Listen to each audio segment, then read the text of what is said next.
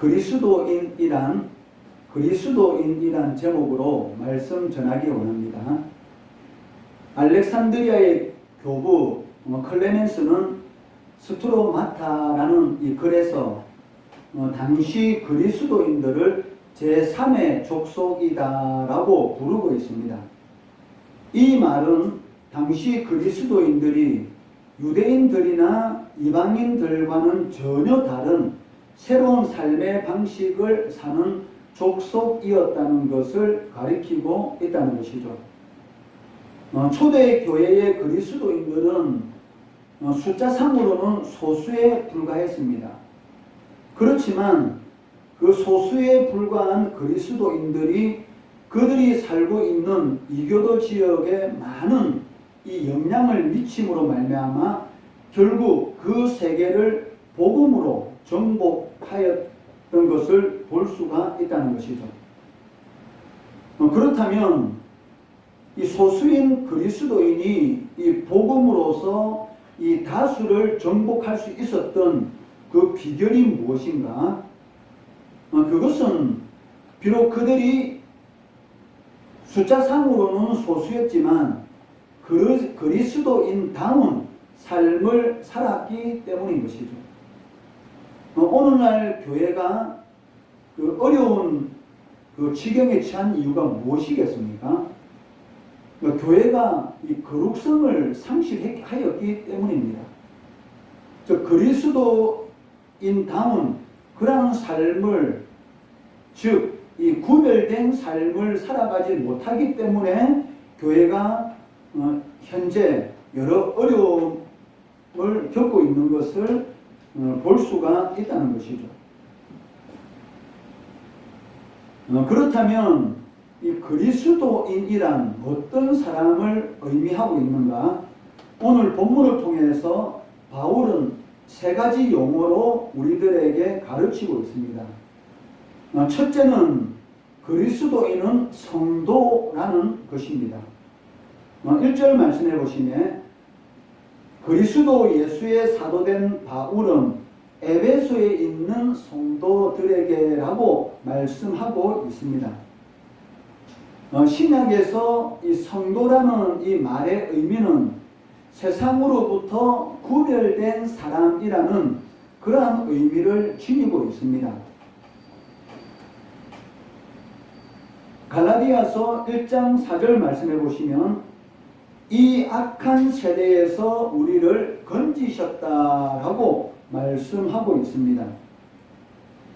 성도는 이 세상에서 건짐받은 사람들이다라는 이런 의미를 가지고 있다는 것이죠. 비록 이 세상에 육신을 두고 살아가고는 있지만 이 세상에 속한 자가 아니라는 것입니다. 그러므로 이 세상으로부터 구별되었다라는 이 말의 진정한 의미는 이 세상에 속한 사람들이 추구하는 이 가치관을 가감히 거부하고 하나님의 가치관을 가지고 하나님께서 부르신 목적에 맞는 삶을 살아가는 것이라고 말씀할 수 있다는 것이죠.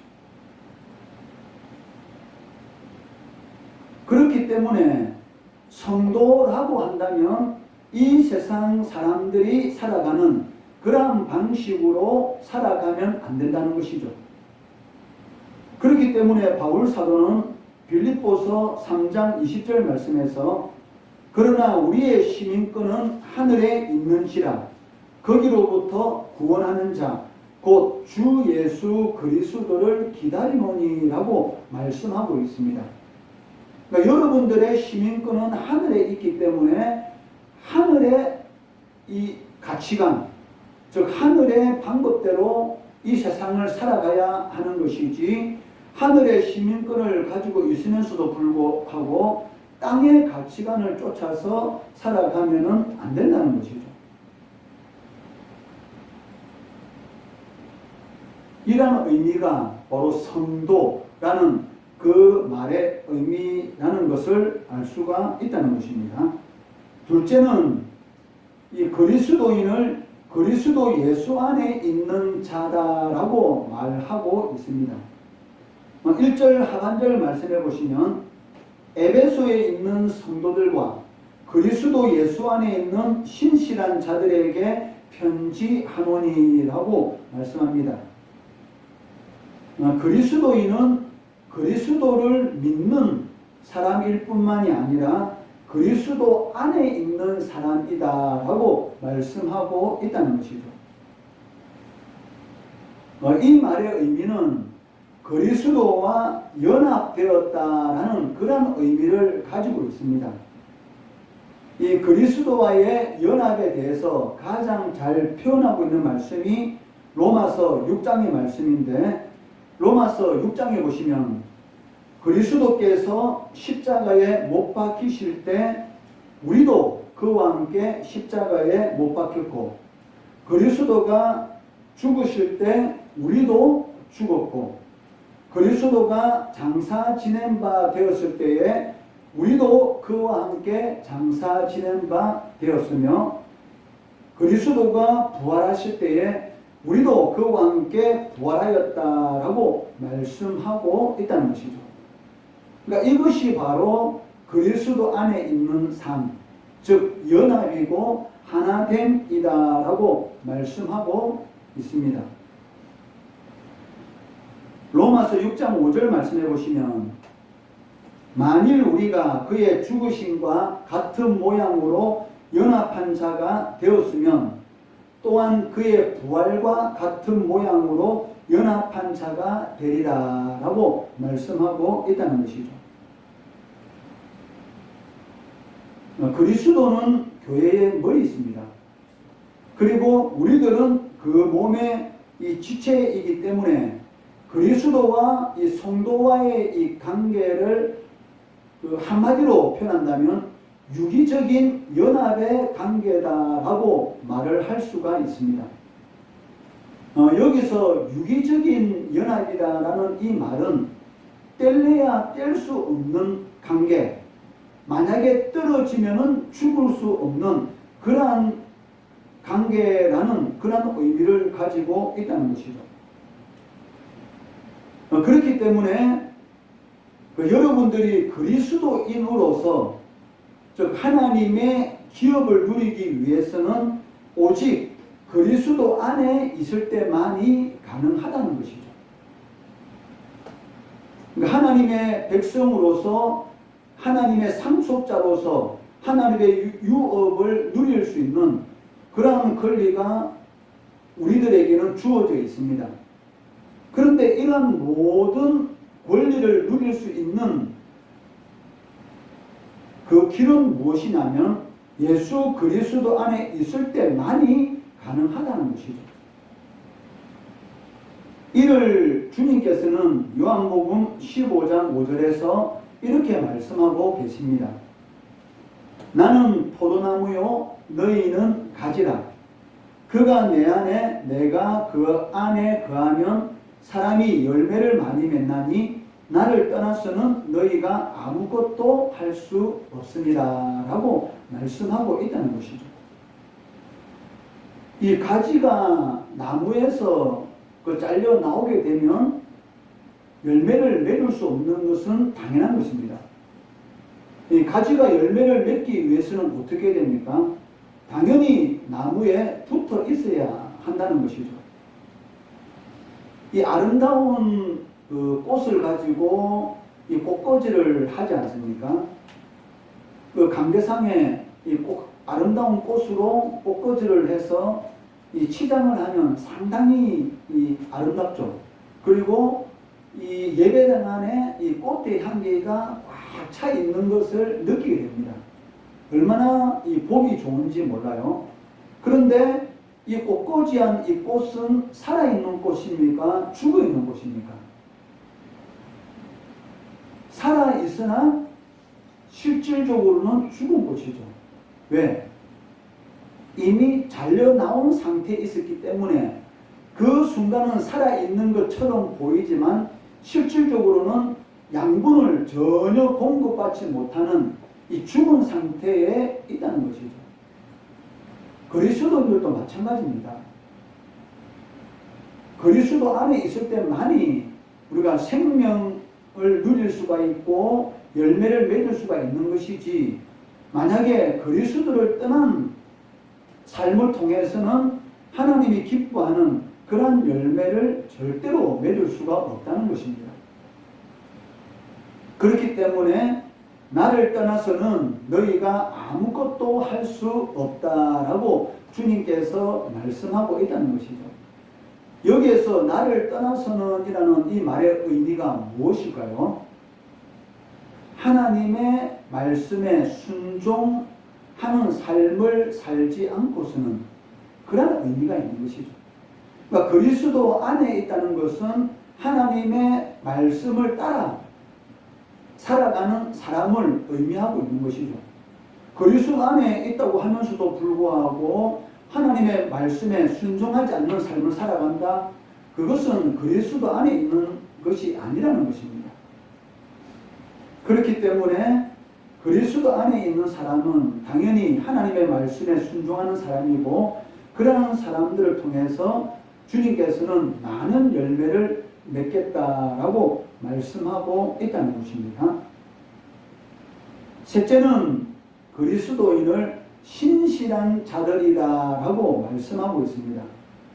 1절 그 하반절에 보시면 그리스도 예수 안에 있는 신실한 자들에게 편지하노니라고 말씀하고 있습니다. 여기 신실한이라는 이 말의 본질적인 의미는 그 믿음을 행한다라는 그러한 의미를 가지고 있습니다. 그 성경에서는 그 하나님의 말씀을 듣는다라고 할 때에 이 듣는다라는 이 히브리어 단어는 샤마라는 단어를 사용하고 있습니다. 이 샤마라는 이 단어는 그 듣는 것만 의미하는 것이 아니고 행함이라는 그런 뜻이 그 안에 같이 들어있다는 것이죠. 그렇기 때문에 이 성경에서 듣는다라는 이 말의 의미는 행한다라는 이 말을 제외하고는 이루어질 수가 없는 그러한 단어입니다. 마찬가지로 신실한 자들에게 편지하노니, 즉 그리스도인을 바울 사도는 신실한 자들이다라고 말을 하고 있는데, 이 신실한이라는 이 말 안에도 믿음을 행한다라는 그러한 의미가 들어있다는 것이죠. 그렇다면 그리스도인은 무엇을 믿는 믿음을 행하는 사람들을 의미할까요? 그것은 이 사도들의 고백인 이 사도신경을 믿는 사람들이라는 그런 의미를 지니고 있습니다. 나사렛 예수가 하나님의 독생자이심을 믿는 것이고, 예수님의 성육신 하신 것을 믿는 것이고, 예수 그리스도께서 동정녀에게서 탄생하셨다라는 것을 믿는 것이고, 예수님께서 우리의 모든 죄를 대신해서 십자가에 못 박혀 죽으셨다라는 것을 믿는 것이고, 죽으신 지 3일 만에 부활하셨다라는 것을 믿는 것이고, 심판주로서 다시 오실 것을 믿는 것이죠. 이러한 것을 믿고 행하는 사람들, 바로 그러한 사람들을 신실한 자들, 즉 그리스도인이다라고 말씀하고 있다는 것입니다. 사실 이 그리스도인들에게 있어서 중요한 것은 내가 교회 구성원이냐라는 것이 중요한 것이 아니고, 이 사도들의 고백인 이 사도신경을 온전히, 이 진리를 온전히 믿고 있느냐라는 것이 중요하다는 것입니다. 만약 여러분들이 이 사도신경을 온전히 믿고 행하지 않는다고 한다면 그것은 이 그리스도인이라고 실질적으로는 할 수 없다는 것이죠. 베드로전서 3장 15절 말씀해 보시면 너희 속에 있는 소망에 관한 이유를 묻는 자에게는 대답할 것을 항상 준비하라라고 말씀하고 있습니다. 여러분들의 소망은 무엇입니까? 믿지 않는 사람들이 여러분들에게 당신의 소망은 무엇입니까? 라고 물을 때에 여러분들은 거기에 대해서 무엇이라고 대답할 것입니까? 그러니까 베드로 사도는 여기에 대답할 것을 항상 준비하라라고 말씀하고 있다는 것이죠. 그런데 이러한 준비가 하나님 앞에 신실하지 아니하는 그러한 삶을 살아가는 사람들에게 이러한 준비가 가능할까요? 그것은 불가능한 것이죠.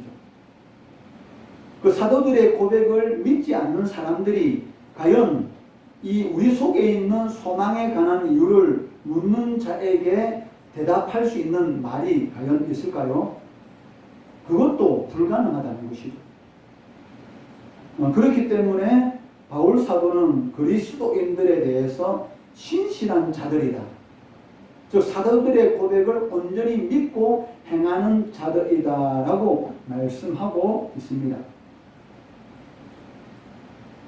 그리고 이 신실한이라는 이 말에는 또 다른 의미가 들어 있습니다. 그것은 믿음을 지키고 신뢰할 만한 사람이다라는 그러한 의미를 가지고 있다는 것이죠. 그러니까 이 말은 그 상황에 따라 변하지 않는 믿음을 소유한 사람이다라는 그런 의미를 가지고 있습니다. 신앙생활을 하다 보면 얼마나 많은 그 신자들이 상황에 따라서 변하는 그런 모습을 보이고 있는지 모릅니다. 먹고 사는 문제에 대해서는 물불을 안 가리고 달려들지만 하나님 앞에 나와서 예배를 드리는 문제에 대해서는 상황에 따라 얼마나 그렇게 잘 변하는지 오늘 이 세대를 보면서 그것을 우리가 경험하게 된다는 것이죠. 그러니까 하나님 앞에 신실하다라는 이 의미는 믿음을 지키고 신뢰하는 사람, 어떠한 상황 가운데 있다 할지라도 하나님께 대한 변하지 않는 그러한 마음을 소유한 사람이다라는 것을 의미하고 있습니다.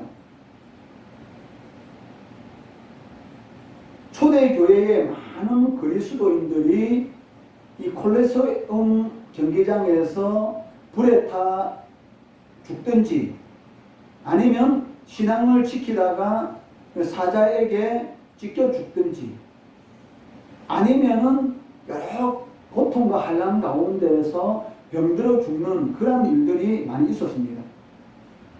그러니까 초대교회의 소수의 그리스도인들이 하나님 앞에서 신실함을 지켰던 것이 무엇입니까?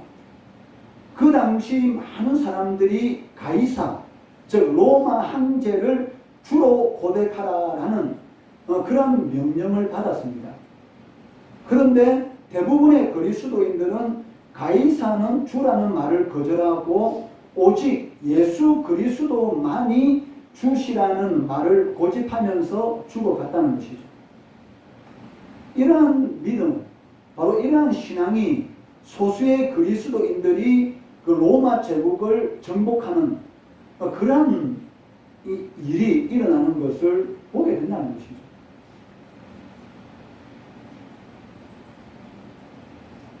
사도 요한의 제자이자 초대 교회의 교부인 이 폴리갑에 대한 그 순교 일학에 대해서는 여러분들도 한 번쯤은 들어보았을 것입니다.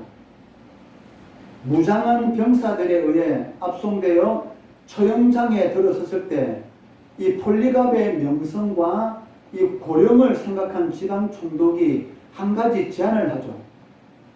즉 그리스도를 욕하면 석방해 주겠다라는 이 제안을 총독이 이 폴리갑에게 합니다.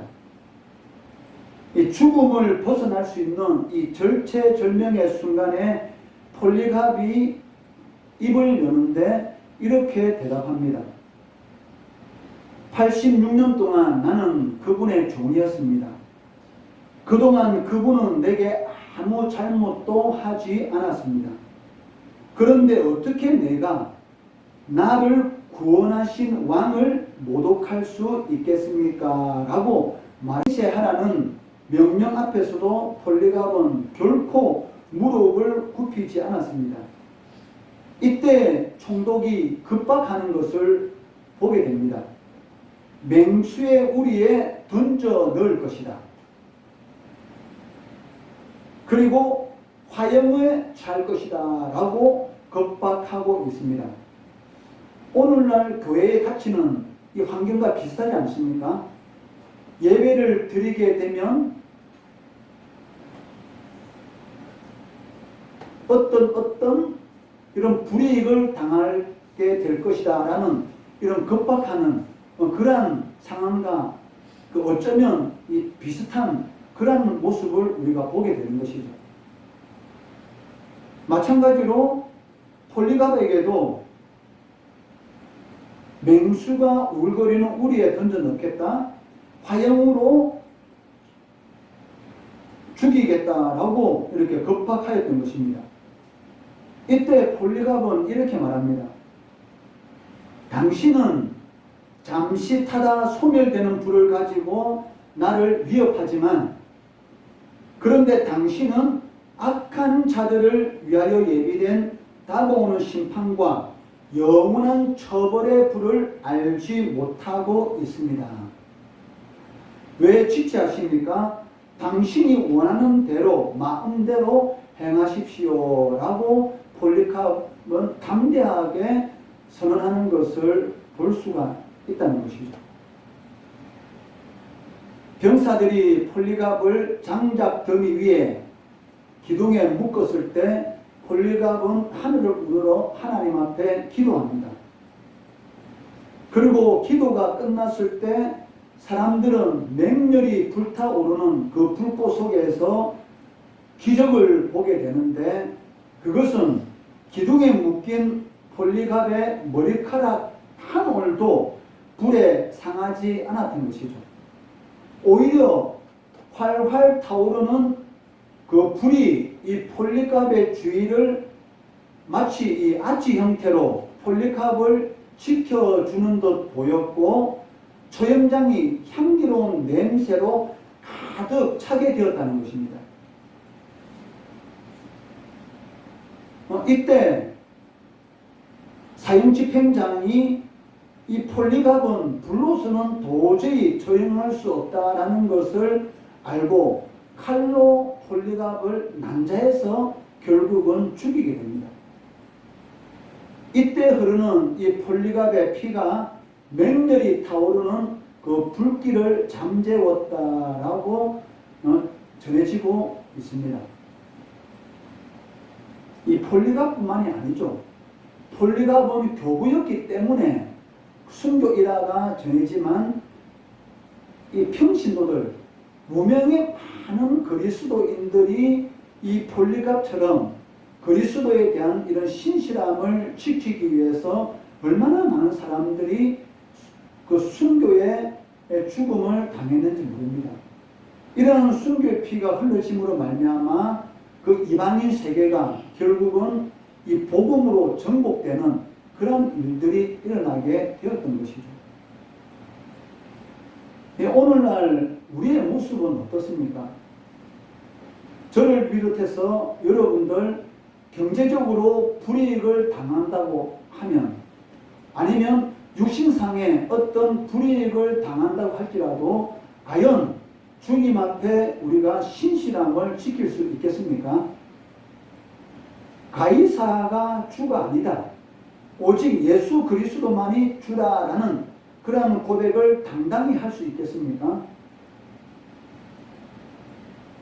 요즘 신자라고 하면서도 불구하고 교회 다닌다라는 말을 못하는 많은 사람들이 나타나고 있어요. 왜? 교회가 세상으로부터 하도 욕을 들어 먹으니까 교회 다닌다 말을 하기를 두렵게 생각하는 것이죠. 과연 이러한 사람들이 하나님 앞에 신실한 사람들이다라고 우리가 말을 할 수 있겠습니까? 네, 어떻게 보면 그 하나님의 섭리 안에서 우리가 영적으로 생각해 본다면 이러한 사태들을 통해서 하나님께서 가라지와 알곡을 구분하는 그러한 일들을 행하고 있는 것은 아닌가라는 그러한 생각도 한번 해보게 됩니다. 이러한 상황 가운데 여러분 자신을 한번 돌아보기 바랍니다. 나는 가라지인가 아니면 알곡인가? 여러분 신앙을 잘 둘러보시고 혹 그리스도 밖에서의 삶, 하나님이 보시기에 신실하지 않는 그런 삶을 살아가고 있다면 회개하고 돌이키시기 바랍니다. 죽더라도 주를 위해서 살고 살더라도 주를 위해 하나님께서 우리들의 십자가를 대신 짊어져 주신다는 것이죠. 말씀을 맺도록 하겠습니다. 그리스도인은 하나님에 의해서 세상으로부터 구별된 사람들입니다. 또한 하나님의 특별한 관심을 받는 존재들이다라고 할 수가 있습니다. 그리스도인은 세상 안에 살고 있지만 세상에 속한 사람들은 아니다는 것이죠. 그렇기 때문에 이 세대가 추구하는 것을 본받으면 안 된다는 것입니다. 오직 하나님의 선하시고 기뻐하시고 온전한 것이 무엇인지 잘 분별해서 신실하게 행하는 그런 자들이 되어야 한다는 것입니다. 아마 여러분들이 이러한 구별된 삶을 살아가게 되면 비웃음과 조롱과 경제적인 그런 희생의 대가를 치를 수도 있습니다. 그렇다 할지라도 하나님 앞에 신실한 자가 되어야 한다는 것이죠. 또한 하나님께서 신뢰할 만한 사람이 되어야 한다는 것입니다. 상황에 따라 변하는 사람이 아니라 어떤 상황에 처한달지라도 죽음은 죽으리라 라는 그런 믿음의 결단을 가지고 하나님 앞에 신뢰할 만한 사람이 되어야 한다는 것입니다. 그리할 때 교회의 머리 대신 그리스도께서 우리의 삶을 통해서 많은 의의 열매를 맺도록 하시고 하나님이 살아계시다 라는 것을 보이시게 된다는 것이죠. 세상으로부터 구별된 존재요 그리스도 예수 안에 있는 자로서 주님께서 신뢰할 만한 믿음의 삶을 통해서 하나님의 마음을 답답하게 하는 이런 세대 가운데서 시원하게 하는 우리 성도들 되시기를 주의 이름으로 축원합니다. 기도하겠습니다.